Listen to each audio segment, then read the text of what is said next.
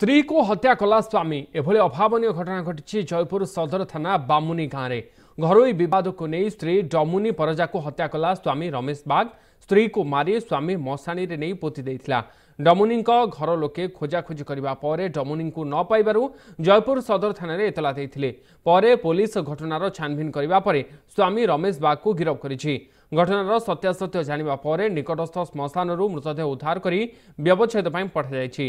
Police scientific team पहुंची अधिक तदंत जारी रखिछन्ति।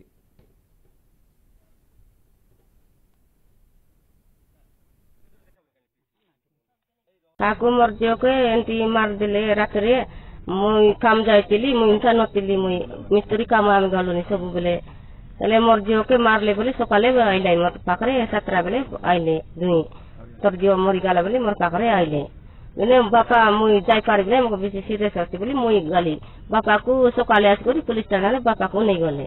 ए खबर पाइला परे तार भाई आसी आज हम थाना रिपोर्ट दिन सदन रिपोर्ट चंदी सदन रिपोर्ट दला परे तांको रिपोर्ट भित्ति करी सदन पीएस केस नंबर 3 डेट 4/1/2020 अनुसार 302/221 केस रजिस्टर केस तदंत दिन चली केस तदंत बेले आईओ ओआईसी जयपुर सदर पीएस शिव साहू एवं स्टाफ आसिक एक्जिक्यूटिव मजिस्ट्रेट उपस्थित मड़ को खोला मड़ पोता मड़ खोली सेंटर कले इनक्वेस्ट है बर्तमान मड़ को पोस्टमार्टम पठाଯିବ।